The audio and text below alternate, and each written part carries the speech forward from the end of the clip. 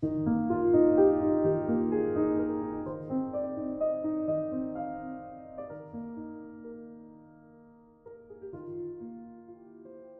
or no. 누가복음 1장 38절. 마리아가 이르되 주의 여종이오니 말씀대로 내게 이루어지이다 하매 천사가 떠나가니라. 예수님의 오심은 마리아의 순종에서 시작되었습니다. 예수님의 탄생은 철저히 하나님의 뜻으로 일어난 사건입니다. 마리아는 이해할 수 없는 중에도 예로 대답했습니다. 하나님께는 중간지대가 없습니다. 예 아니면 아니오 뿐입니다. 하나님은 순종하는 자들을 통해 뜻을 이루어 가십니다. 믿음의 원리는 간단하지만 행하기는 쉽지 않습니다. 하나님의 주권을 온전히 인정하고 나의 권리를 포기해야 합니다. 그러나 분명한 것은 순종의 길에 기쁨과 감사가 있다는 것입니다. 너희 안에서 행하시는 이는 하나님이시니 자기의 기쁘신 뜻을 위하여 너희에게 소원을 두고 행하게 하시나니. 권리 포기가 엄청난 희생 같아 보이지만 나의 유한함을 깨닫고 인정하는 과정일 뿐입니다. 말씀대로 이루어질 것입니다. 라는 고백은 자유와 평안의 고백입니다. 근심과 절망과 무거운 짐으로부터의 해방입니다. 단 한 번의 순종으로 끝이라면 얼마나 좋을까요? 도나 오토는 엄마로서 삶의 목적 찾기에서 마리아가 어머니로서 해야 했던 순종들에 관해 썼습니다. 만삭의 몸으로 베들레헴에 가야 했고 마구간에 묵었으며 경배하러 온 이들에게 갓 태어난 아이를 보이는 등 많은 일을 감당해야 했습니다. 결정적으로 아들의 십자가 앞에서도 마리아는 하나님께 예라고 답해야만 했습니다. 마리아는 하나님의 아들이신 예수님께 예로 응답합니다. 자기 아들이 아닌 왕으로 서신 예수님과 새로운 관계로 들어갑니다. 그의 어머니가 하인들에게 이르되 너희에게 무슨 말씀을 하시든지 그대로 하라 하니라. 나는 하나님의 뜻에 예로 답하고 있습니까? 순종합니까? 불순종합니까? 여전히 중간지대에 있습니까? 위임과 권리 포기에 담긴 자유와 기쁨을 맛보았습니까? 오늘은 12월 12일입니다. Yes or No라고 하는 제목으로 말씀을 나누겠습니다. 어제는 주로 요셉의 순종에 대한, 요셉의 용기와 결단에 대한 이야기를 했다면 오늘은 마리아의 순종과 결단에 대한 이야기를 해보려고 합니다. 누가복음 1장 38절은 캐톨릭 신자들에게 마리아의 복음이라고 일컬어지는 굉장히 중요한 구절입니다. 마리아가 예수님의 오심을, 자기의 태로부터 예수님이 오게 됨을 믿음으로 받아들이는 순종의 순간, 굉장히 중요한 복음의 중요한 부분을 차지하고 있기도 합니다. 자, 오늘 말씀을 들어가기 전에 2014년, 벌써 한 10년 전쯤 제가 페이스북에 부르심은 선택이 아니라 포기입니다 라는 글을 썼었는데 그 글을 읽으며 시작해 보려고 합니다. 계속해서 레디컬이란 주제로 말씀을 준비하고 묵상합니다. 복음 앞에서 급진적인 삶을 살려는 우리들이 당면하는 것은 부르심입니다. 참 흥미로운 사실이 있습니다. 예수님의 제자들은 직접적인 부르심을 받은 사람들입니다. 산속에서 기도하다 음성을 들은 것이 아니라 그들의 삶의 현장에서 말이죠. 결국 그 부르심 앞에서 제자들은 선택의 문제를 놓고 고민한 것이 아니라 포기의 결단을 하게 되죠. 그물질을 하고 있던 제자들에게 그것은 취미나 여가 활동이 아니었습니다.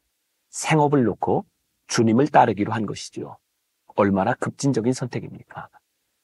사람을 낚는 업으로, 이것은 그들이 고기를 잡는 사람이었지만 한 번도 들어보지 못한 이상한 직업으로 부르시는 것이었습니다. 이제부터 그들의 삶은 부르신 이의 통제 아래 살게 되는 것이죠. 물론 모든 부르심이 우리가 하던 일을 하지 말라는 것이 아닐 것입니다. 하지만 무슨 일을 하든지 그 일이 주님의 통제 아래 있도록 하라는 말씀일 것입니다. 저는 요즘 부르심 없는 목회와 부르심 없는 선교도 가능하다는 생각을 합니다. 왜냐하면 하나님의 통제를 받고 있지 않기 때문이죠. 내가 무엇이냐는 중요한 것이 아닙니다. 무엇을 하든 하나님의 통제 아래 있느냐 하는 것이죠. 저는 요즘 그런 질문을 자주 합니다. 나의 목회에서 하나님의 통제가 있는가? 우리가 물어야 할 질문입니다. 우리의 일터에서 하나님의 통제가 있는가? 하나님이 우리를 부르신 이유가 무엇일까요? 우리를 좀 쓰자는 것입니다. 예수님은 종종 우리를 종으로 비유하셨습니다. 하나님 아버지의 종, 그리고 하늘나라의 종. 그런데 만일 주인이 종을 좀 쓰려고 하는데 눈치를 봐야 하거나 그 종이 제멋대로라 말을 듣지 않는다면 얼마나 불편하겠습니까? 결국 그 종을 버리든지 다른 종을 찾게 되겠죠. 신실한 종이 된다는 것은 내가 열심히 일했다가 아니라 주인이 시키신 일을 성심성의껏 했다가 되겠죠. 신실한 종은 매일 이런 이야기가 있어야 합니다. 주인이 나를 부르셔서 나는 포기한 것이 있어 라는 말이죠. 오늘도 우리 삶에 포기의 스토리를 써나가고 있다면 바로 부르신 삶을 살고 있다고 말할 수 있을 것입니다. 오늘 새벽도 서로 틀리지 않았다고 싸움을 그치지 않는 몇몇 교회 이야기를 들으며 많이 우울합니다. 자신이 옳다고 싸우지 말고 하나님의 오르심 앞에 서로 앞다투어 자기를 포기하는 사람들이 많아지기를 바라봅니다. 너도 나도 다 포기하면 어떻게 하냐고 누군가 말리는 사람이 더 많아지는 날이 온다면 부르심을 비로소 보게 되지 않을까요? 10년 전 새벽에 저에게 굉장히 고민이 되었던 부분이었어요. 참 순종하려고 하지 않는구나. 아니, 이 땅 위에 예수님을 왕으로 믿는다고 하면서도 포기하려고 하는 사람들이 참 없구나. 그래서 오늘 우리들에게 주시는 굉장히 중요한 도전입니다. Yes or no. 예수님께서 이 땅에 오실 때 어제 요셉이 그랬던 것처럼 오늘 마리아가 Yes라고 순종하는 그 순종을 통하여 왕이신 예수님이 우리들에게 오셨다는 것이죠. Yes or no는 오늘 우리들에게 무슨 의미일까요? 타협하지 말라는 것입니다. 오늘 말씀을 이 대강절에 우리들의 삶에 한번 적용해 봐도 좋을 것 같아요. 혹시 우리는 yes or no라고 대답해야 되는 이 중요한 시점에서 결단하지 못하고 중간에 서서 머뭇머뭇 거리고 있는 것은 아닌가. 오늘 마리아의 순종을 통하여 왕이신 예수님이 우리들에게 오셨다면 오늘 우리들이 결단해야 될 것은 무엇인가? 두 번째 문단에 보면 믿음의 원리는 간단하지만 행하기는 쉽지 않습니다 라고 되어 있어요. 이 말도 굉장히 중요한 부분이 될 것 같아요. 그래요. 믿음의 원리? 믿으면 됩니다. 어떻게 보면 참 간단한 일일지 모르지만 그 믿음의 삶을 우리들이 행하고 살아가는 것은 그렇게 쉽지 않습니다. 김남준 목사님이 쓴 순종이라는 책에 순종할 수 있는 비결이라는 섹션이 있는데 어쩌면 오늘 우리들에게 딱 와닿는 이야기가 될 수도 있겠다는 생각이 듭니다. 조금 읽어드릴게요. 몇 년 전 교회 한 청년과 면담을 하였습니다. 면담 중에 그에게 새벽 기도가 필요하겠다는 판단이 서자 그에게 새벽 기도를 드리도록 권면하였습니다. 그러자 청년의 얼굴빛이 어두워졌습니다. 목사님, 요즘 야근이 많아서 늦게 잠자리에 드는 데다가 새벽이면 온몸이 두들겨 맞은 것 같이 천근만근입니다. 새벽 기도는 아무래도 무리일 것 같습니다. 그러나 제가 계속 강권하자 마지못해 일주일만이라도 빠짐없이 새벽 기도를 드리겠노라고 약속을 하고 돌아갔습니다. 그 후에 다시 이 청년과 대화할 기회가 생겼는데 그때 그가 이런 고백을 하였습니다. 목사님, 예전에 제가 새벽 기도를 드릴 수 없는 이유를 다 말씀드렸잖아요. 현실을 그대로 말씀드린 건 맞는데 빠뜨리고 생각지 못한 것이 있었습니다.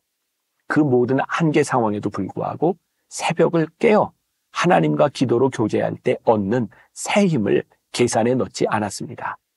신령한 은혜를 주셔서 영혼은 물론 육신의 힘을 공급받을 수 있다는 것을 미처 깨닫지 못했던 것입니다. 기도를 노동처럼 여겨서 피곤이 더할 줄 알았는데 제가 무지했습니다. 이렇게 말하는 청년의 얼굴이 환하게 빛났습니다. 순종에는 희생이 따릅니다. 새벽을 깨우려면 반잠을 포기해야 합니다. 하루 이틀이면 가능할지 모르지만 매일 새벽을 깨우는 것은 많이 희생하는 것 같고 손해보는 것만 같을지도 모릅니다. 그러나 청년의 고백처럼 우리의 순종 위에 하나님의 축복이 부어집니다. 내 생각과 사고를 뛰어넘는 더 큰 은혜와 사랑에 잠기는 것입니다. 인간의 생각으로 짜여진 논리를 뛰어넘는 것이 바로 믿음입니다. 믿음은 우리에게 평안을 줍니다.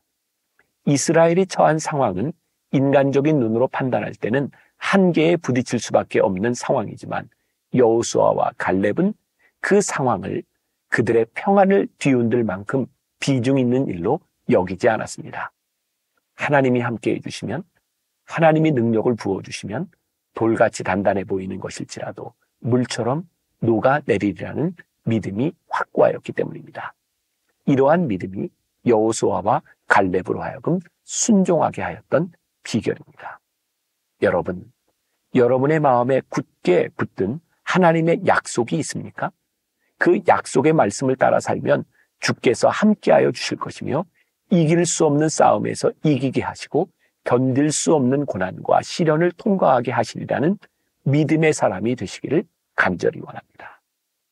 굉장히 좋은 글이죠. 우리는 권리를 포기하면 엄청난 희생이 우리들에게 올 것 같이 생각하지만 사실은 그 과정을 통하여 우리들에게 주시는 기쁨과 하나님의 은혜를 경험할 수 있게 되는 것이죠. Yes or no. 우리들에게 타협하지 말라는 이 말씀이 굉장히 무섭게 느껴질지 모르지만 우리들이 결단하기 시작할 때 이 결단을 통하여 우리들의 삶에 일어나는 놀라운 기적들을 우리들이 체험하게 되겠죠. 오늘 12월 12일 대강절을 지나가는 이 시즌에 여러분들의 신앙의 도전과 더불어서 여러분들의 삶에 이 말씀이 어떻게 적용될까를 한번 생각해 보았으면 좋겠습니다. Yes or no. 쉽지 않습니다. 그러나 우리들이 yes, 순종하는 순간에 그 어려움이 기쁨으로 변하게 되는 그런 역사를 우리들이 경험하지 않을까요? 오늘 세 번째 문단에서 이렇게 이야기하고 있습니다. 단 한 번의 순종으로 끝이 나면 얼마나 좋을까요? 마리아의 순종은 한 번으로 끝나지 않았고 그녀의 삶 가운데서 끊임없이 순종에 대한 요구를 받게 됩니다.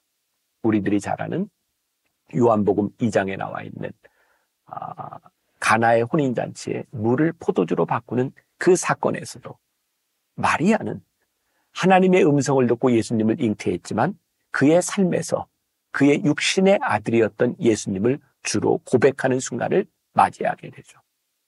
또 마리아는 예수님이 십자가에서 돌아가실 때 그 밑에서 아들의 죽음을 바라보며 비통한 마음으로 하나님의 뜻이 이루어지는 하나님의 뜻을 이루기 위하여 그 현실을 받아들여야 되는 어려움을 경험하게도 됩니다. 그러나 이 모든 일들을 통하여 하나님의 역사는 이루어지고 있다는 사실이죠.